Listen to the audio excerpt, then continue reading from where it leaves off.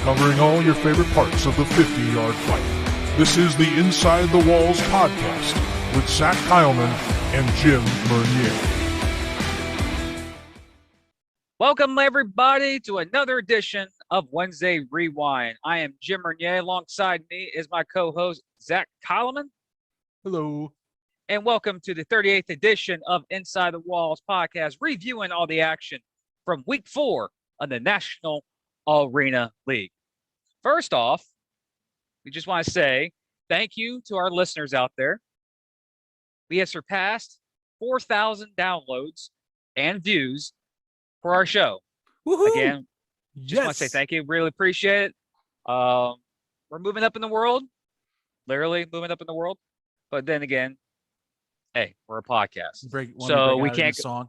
Moving on up, moving on up. That's all I got for you. Got greens, tea, sales. That Thanksgiving, yeah. The Thanksgiving song. That's all you do. But thank you again, everyone, for supporting us and people who reached out to us over the last week.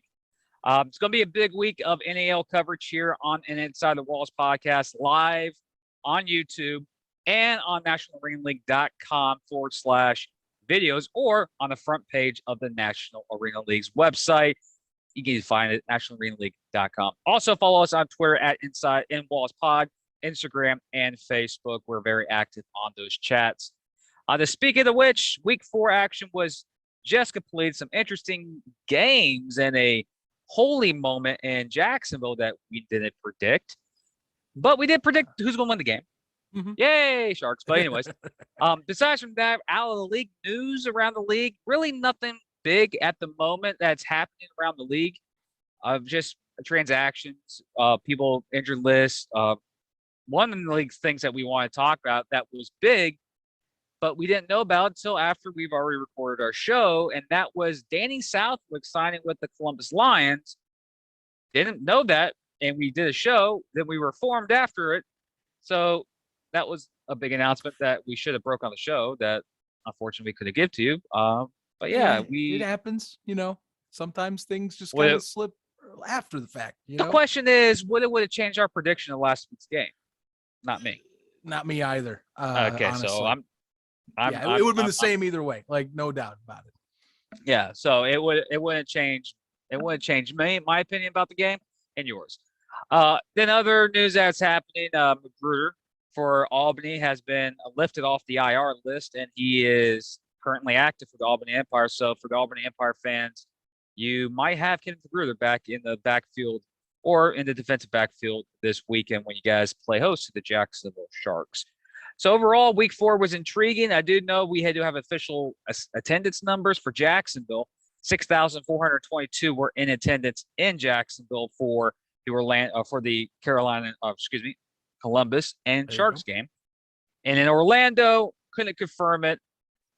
It was a mixture of numbers between 2,100 to 2,800 is what I was getting. But for a matinee game in Orlando, when there's a lot of things to do in Orlando during the day, back-to-back weeks of being at home, add on that factor too. I think that was a pretty good number for them to for a Sunday game.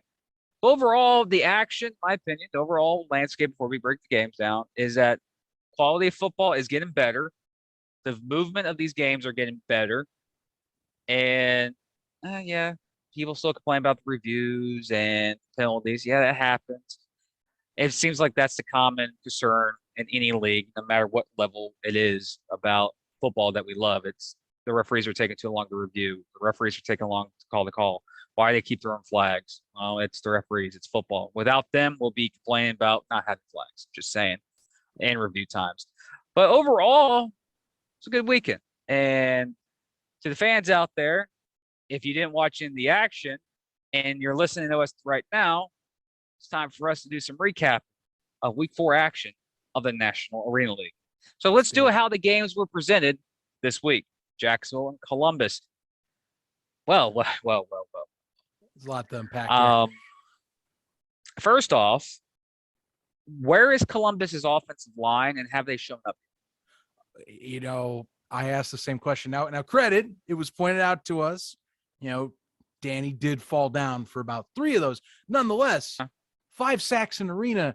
That's still a lot of sacks, guys. I mean, in any football league, quite frank, sacks don't usually happen as often in arena football because generally you're getting the ball out. You're getting it to your receivers. There's no reason pressure should be getting back there. And you're not doing stunts and twists because, well, I mean, it's illegal. You can't do that. So the fact that even 5 sacks happen via just pressure and good coverage alone, I mean, I'll give kudos for sure to the Sharks secondary for allowing that to happen.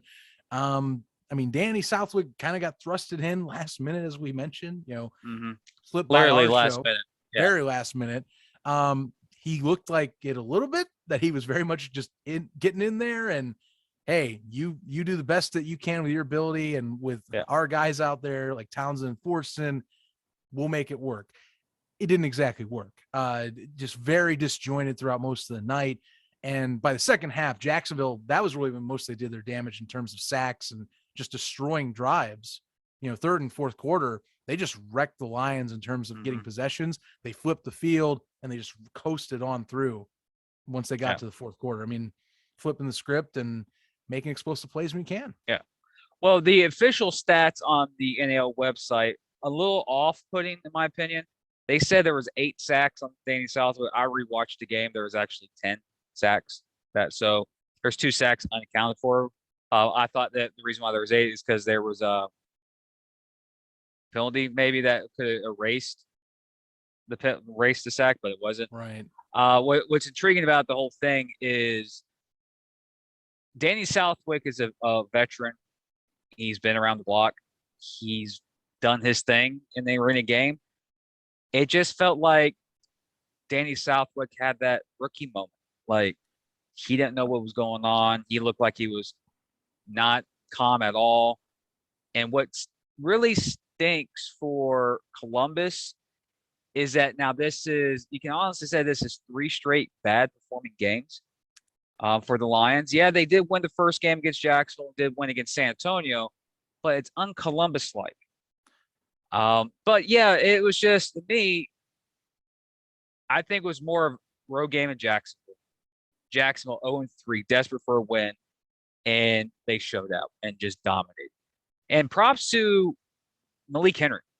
Yes. He has, over the last 3 weeks, has gotten better and better and better as a quarterback. He's leading the league in passing yards. He's leading the league in touchdowns. He's learning the game. The game's starting to slow down, which is good for Jacksonville. Also, Devin Wilson doing Devin Wilson things. And the guy's catching things everywhere, starting to him. Continuing his streak, 31 straight games with a touchdown, the longest active streak in the National Arena League, and is a current record. So each time he's catched a touchdown, it's a record. I think the closest guy to him was like Darius Prince, maybe. I think I got to look back instead. I might have to go reach out to our contacts. And he did it in impressive fashion too, as usual. We're talking over the barriers type of catch. The thing you expect from a guy like Wilson, really just Wilson in general. Getting fireworks, getting the Shark Tank pumped up. It's just all in a day's work for the man, the myth, the legend himself. What was very impressive is not the sacks that Jacksonville was getting or the turnovers Jacksonville was getting. They had 4 drives on top of those sacks, or on top of those sacks that were 4 and outs. They were there was points and there was a drive in that game that Columbus had the ball on Jacksonville's 15, and it was 4th down from their own 1-yard line. There was one possession, or there back-to-back possessions where Columbus went back, and they were getting hit with false start penalties at a false start penalty. It was very ugly for Columbus. I don't think, Columbus fans out there might say, no, the NAL championship game from 2018 was worse than this game. I don't know. Jacksonville dominated this game from the get-go. Yes, the score at the halftime didn't look like a dominating factor, but they manhandled Columbus. This was a manhandling of the Columbus Lions. Well, the first half, they couldn't. Here's the thing. both teams up until, Jacksonville got that late TD going into the half, they couldn't get out of each other's way for that most of that first quarter. 7-10 going out of your first quarter. That's low for any arena game. So we were like, for all this is like, geez, this might be a defensive slugfest. But, second half was really where, Jacksonville just seemed like, you had Coach Burley and them settle things down at halftime. and they just let their front three, front four go out and play and just kind of take advantage of what Columbus wasn't able to execute on. I mean, and we're not talking just like stop start offense. We're talking bad penalties and miscues. I mean, for a Jason Gibson team, this felt like a really off night. I mean, this is something like if I'm going back to Columbus, Georgia, I'm throwing that tape away and just saying we need a clean slate this week going into our bye. Forget about that game, the Shark Tank. We're 1-1 with them this season. We just need to figure stuff out and get a week down where we rework on the mechanics and the basics of how to run a fundamentally sound football team. I don't know how I can't top that. That's preaching to the choir, my friend. You got people outside the league that's saying that certain coaches in certain positions were given this opportunity because they're former players and that they could be bringing down a team. I don't see that in Columbus. I just don't. No. I think Columbus is just hitting the rough patch. They have another bye week. Yeah, you went off a bye week after 2 wins, go to Jacksonville, who was desperate for a win. Jacksonville blew them out, got their win. And now Columbus is like, well, we got to go back to the drawing board and get ready for Albany in 2 weeks. Right. But right. Does that tell me or scream me that the program, the foundation, the franchise that is Columbus is falling apart? No, I just think they're just having an un-Columbus-like season. And it's just been 3 games and they're 2-1. Well, adopted on the fly. I mean, and again, like Danny Southwick getting thrusted in, how late into that? I mean, I've said on this show, and we've been told by others, like, Arena, you're able to get a little concepts a little bit faster. You still got to get some time under your belt. Yeah. With your receivers and getting timings down. There was definitely were some moments that it felt like, either like Forster or Townsend, like, a lot of deep balls to nowhere is what I was seeing a lot of time. It's like, maybe that was a result of limited practice and limited timing and communication with that, and that's what you can get with a bye. You want to go in, and with Albany coming up, you really want to get yourself adjusted. Because, I mean, Jacksonville, we know this. They had 3 straight losses of 1 possession or right at the final buzzer going into an overtime game. That second half was a lot of aggression and frustration, being like, we're finishing this darn thing. We cannot go 0-4 in front of our home crowd. We are not going to do this and blow us another game in front of our crowd in the Shark Tank. And they took care of their rival. That's at least a start. A lot of positives were coming out, as we said, with the Sharks. There's a lot of things to take away. They were right on the cusp. They get that first win. Let's see if that steamroller keeps on rolling now and that they can smooth things out, because this is still a potent Sharks team. I mean, they're right in the thick of it. I have no problem with seeing if they can keep this going.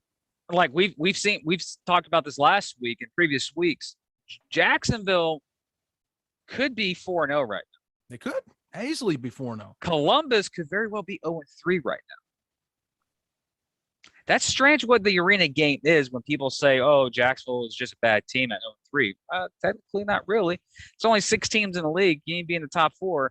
Well, I'm just saying that you don't want to play Jacksonville in the playoffs if they start getting rolling. Well, and if Malik gets in there, or when Faithful gets in there, or Damian May gets in there, whoever gets in there, it's starting to look like Jacksonville is understanding what type of team they are. Well, and Malik is settling down, like you're talking about.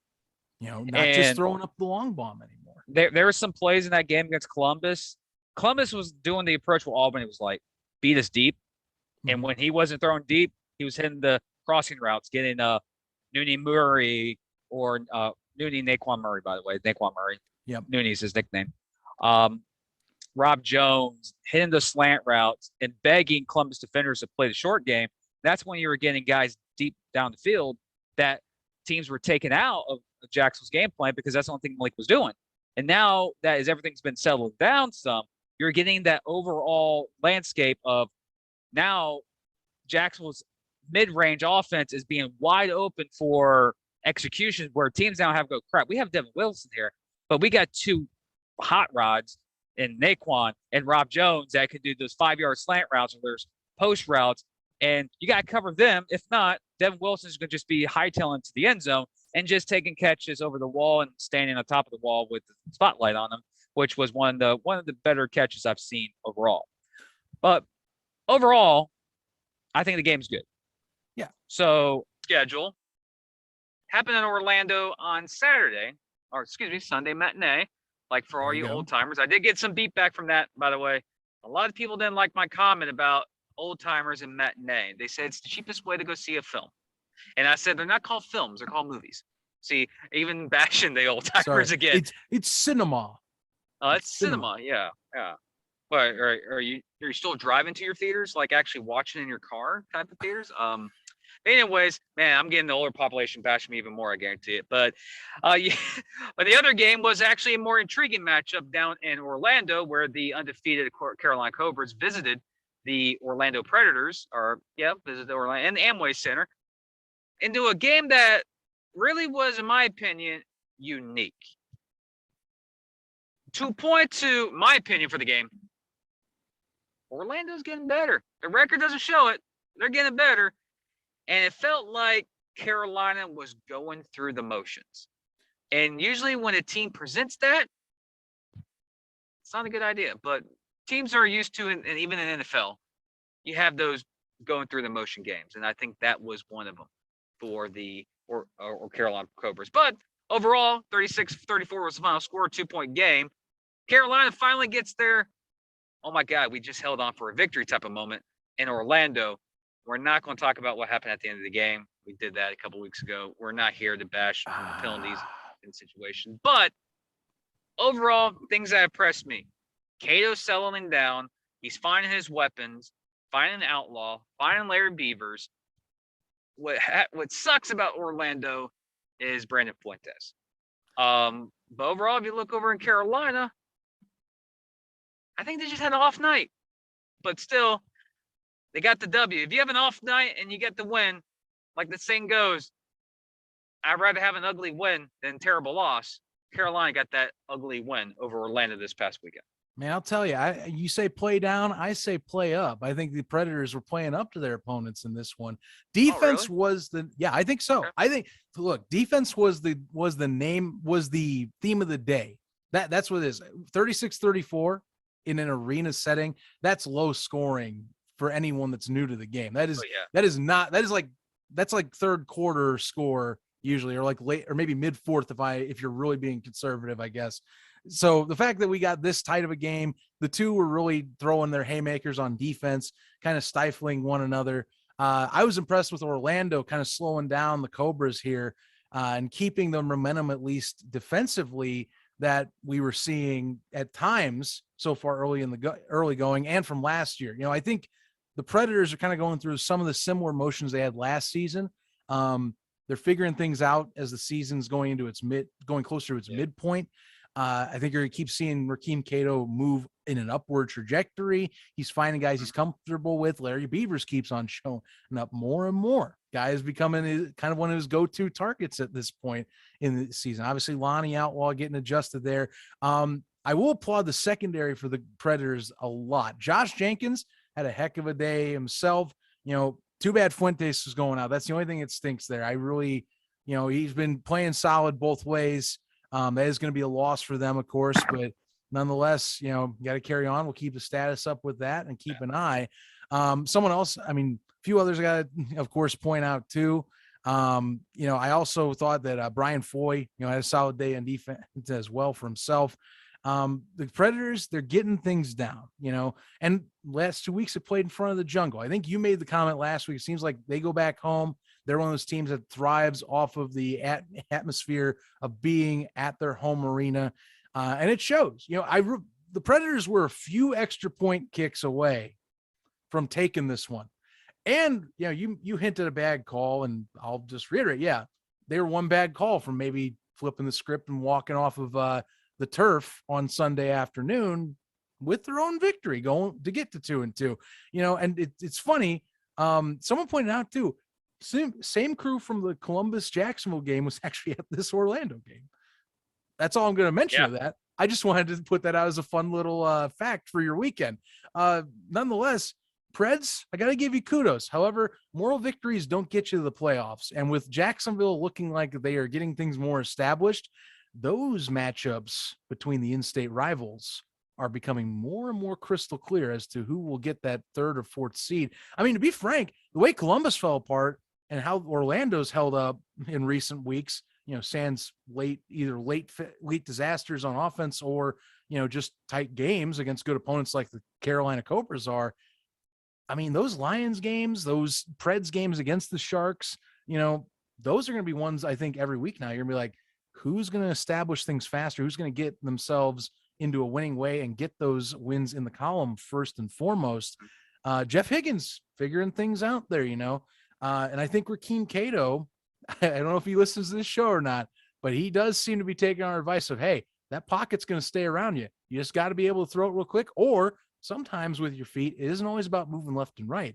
Moving north or west and east, north and south sometimes helps you find some avenues to get a nice throwing lane, as we saw on Sunday. So good stuff. However, the Cobras, of course, very talented roster. They stuck through it till the end, of course. And they were the last ones holding the ball when things were all said and done. They just needed to convert one last first down. That was it. Just hold it for the clock. Maybe perhaps a bit of an off game. I think it was a great defensive effort by Orlando that really stifled them. Funny enough, we had that turf talk with Coach Rez and Jonathan Bain, and they were mentioning, well, he's only been sacked one time this year. I can recall instantly at least 2 times that Jonathan hit the turf. They were getting after him as well. Not as much as say Jacksonville after Danny Southwick, but they were definitely giving Jonathan Bain a bit of a day trying to maneuver the pocket and not having to hit the turf when needed. Kudos to the Preds. The Danny Southwick situation, that's very rare that you see in the arena game. 10 times? Orlando, 2 times? That's common. But 10 times in the game? I think the last time it's been, I think the team that has the record, I think, is Jacksonville against Lehigh Valley back, I want to say 2018 or 2017. They got 11. Still, yeah, Bain's only been touched 3 times. Mm-hmm. That's 4 games. Not bad. Not bad at all. Yeah, but I guarantee you, Bain and Coach Rez, they'll take him getting sacked 3 times and trade that in for a 4-0 start. Right. I mean, that's what you got to take home. With how Albany, they get a bye week, of course, this past week, but with how Albany, they're 2-0 now. They're showing that, they're currently one of the guys that's going to be making the best argument for being there when the championship comes August 13th. You need to make sure that you're staying in front of things to where you give yourself the best chance of not only, keeping that potential home playoff seed, but potential championship game levels too. I am thinking a little ahead. Coach Rez stresses, every week's a 1-0 start, but still, you got to acknowledge they're one of those teams. If we're folks in the arena scene, they're right now sticking out is that they'll be there August 13th. Unless things happen to slide by. And they just, sometimes teams go through a tough matchup. The Preds came out, had a defensive stifling effort. Good teams find ways to win, though. It also helps when you have a kicker like TC Stevens, who, with a K-ball, nailing deuces left and right on Sunday, too. Can't leave that out.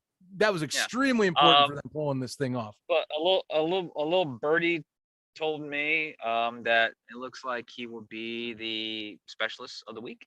Can't confirm or deny this birdie, but if we're the official podcast of the National Arena League and a birdie tells me about a player award, 99.9% chance. I couldn't see how he isn't, considering some of those deuces actually also arguably flip how the game ends on the scoreboard too. You can talk about how the Preds missed some extra points, but TC Stevens nailing 1 or 2 deuces, nailing a few deuces himself in, I mean, that extends your leads. It makes it more than 1 possession games. You can't argue that doesn't have an impact, especially now they're using a K-ball. So there's been 7 deuces so far in the National Arena League, and they all been made in one arena. Funny how that works, right? Back-to-back weeks, one arena. And by 2 separate teams that don't play in that arena. Is the jungle a little higher altitude? Those things just float a little more. What's the altitude in Orlando? It's 17 feet, sir. More like it's more like a Nepal jungle. It's up here on a cliff. We built out the 50-yard walled arena there for you. Some of the local fare have come out to. So like how Denver's the Mile High and it's NFL. Orlando, we could call it it's about a foot high, just in arena dimensions. So it's considered like a mile high. So yeah. Because you got to shrink them up, so it can't be a mile up. It's got to be maybe a quarter mile high, or like something like that. I don't know what's going on in Orlando. I just think the arena just suits better right now for the game. I guess for the kicking stuff, but I think eventually it would be league wide. It's getting there. Overall, interesting week. Jacksonville made a major statement this week. They're not done. 1-3. They're getting to the part of the schedule. They got Albany and Carolina next on their slate. I think I'm not going to predict now who I think about to this week's winner. That'll be on Friday's show. Yep. But I think in the next 2 weeks, I think Carolina is going to be suffering their first loss here pretty soon. Ooh. And the next 2 games they play is San Antonio and Jacksonville. You got to tune in to see who I pick. But Jacksonville is getting to a part of their schedule where they play the Gunslingers 3 games against Orlando and the Lions smash in between the 6-week stretch. If Jacksonville's hitting all cylinders and they play like they did against Columbus, like they did in this 6-week stretch, we might look at the schedule here in 6 weeks ago. A 6-4 Jacksonville team? 6-3? 7-3? How the tables can turn, that's a fast the arena game can go. But we can't just, praise Jacksonville. We also got to look at Carolina. They're still getting it done. They're going 1-0 each week. Bill Coward, former Pittsburgh Steelers coach, had a great comment.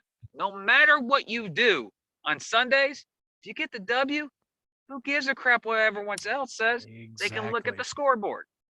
He then got fined by the NFL. Said that. I didn't want to say the actual he said because it's kind of. Well, I mean, also Coaches get us into a bit of an issue. Yeah. So. But they're 4-0. They're on top of the NAL world right now. They're looking down. Albany's right on their tails. Columbus is 2-1, but the narrative for Columbus is different now than we thought just a couple of weeks ago. Yes. But it's intriguing this week. On coming up on the final walkthrough on Friday, we will be previewing 2 games. San Antonio traveling to Carolina and the Jacksonville Sharks traveling to Albany to complete their 2-game series against the Albany Empire in the rematch of the overtime game that came down to an extra point. So let's just see how the narrative switch. But speaking of Albany, coming on YouTube tomorrow here on Turf Talk on Inside the Walls podcast, we are joined by Sam Castronova, aka Supernova of the Albany Empire. We discussed about what Albany is doing, how he adjusted from last season to this season, and we kind of make a couple of jokes about me butchering his name last year into the nickname of Supernova, which is kind of a debate between us and a certain show up in Albany of who gave him that nickname first. Levesque will say something, I'll say something, but tune in tomorrow's show. Yeah, it's hard stuff, Jeff. And Gaz, of course. We gotta give the play-by-play announcer some love too, Gaz, of his association. But yeah, Sam came on the show, and we can't wait for having you guys listen to the broadcast, especially you fans up in Albany, New York, who are big supporters of the show. Big downloads coming from the state of New York. We appreciate it. Again, thank you. 4,000 downloads so far. So that means that we're doing something right here, and that you guys coming to us about for your NAL needs. Oh, yeah. Also, I want to make a statement about certain things that are happening around the league, about rumors. I'm just telling me and Zach want to tell you this. Bottom of our hearts, we do not report on rumors. We do not. We are associated with the National Marine League, and we go by the National Marine League. If we say something about a certain matter that's happening currently in the National Marine League, and we say something, and we back it up, it's actual fact. So when you hear rumors out there, and you go, hey, Jim, hey, Zach, we're hearing this, this, and this. Can you give us confirmation? If we don't confirm it, it's not legit. So for you guys to tune in to us every single week, Wednesday, Thursday, and Friday, and download our stuff to listen to us give you NAL content, and appreciate it with much love and respect. But me and Zach have a passion for this. We're not going to give you information that is not accurate and post it like it's facts. Mm-hmm. We're not that type of show. We have seen a lot of professional leagues in this niche sport that we love in arena football. The landscape is the landscape. Yeah. sorry. No, you I'm just did it used to right. saying the other. You know But what the you know lance- what we mean. You know what we mean. The landscape, we've seen reports from other sources break news that was completely false and damaging to thus what league it was reported on, that league or team can never recover.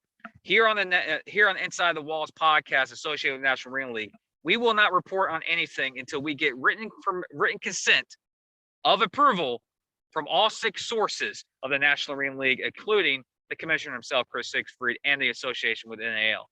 But then, if you hear any rumors, they're rumors. If you reach out to us and say, hey, do you have any confirmation? We can't either confirm or deny. We do not report on rumors, but we are here to give you accurate information of the National Arena League. I want to see if Zach has anything else to add on to that statement. No, I mean, look, we've told you guys on many shows. We pride ourselves on putting out accurate things. We have connections and are now part of the NAL kind of at least atmosphere, at least with these folks. We pride ourselves on being the official show. We really thank them for that. And, they've been upfront with us and keeping us informed. So, right now, we just want to let you know, you hear it from us. That's from the league too. So keep that in mind when you tune in with stuff, just something that you want to, if you're going to observe that, when you hear us talk about stories, take that home with you. So when over the last couple of months, especially in the off season, we fans know the rumors that spread around leagues, and we get excited about such rumors. We just want to tell you guys, if we report it and it's on either of our social media devices or the NAL retweets any of our stuff, it's legit. It's not what was the term they said last year? Fake news. We're not that type of people. Sorry, I'm not going to do my Trump impersonation. I don't want to piss off people. But anyways, I just want to say to you, the fans out there in the National Arena, let's see, you're laughing now, Zach. That's not fun. Pay attention. You're the one that brought it up. What do you expect? It's me. What do you expect? It's Jim. It's me. It's being chaotic. And you think this is crazy? Just get ready for August 13th, man. I know it's going to be crazy. I'm just I'm just saying. I know it's going to be crazy. I'm just saying. I was like, well, I've had messages from James. You need me more, lively. I can't. So with that, ladies and gentlemen, I want to say thank you for tuning into this week of the Inside the Walls podcast. And we'll be back next week for some NAL, or we'll be back Thursday and Friday for more NAL action.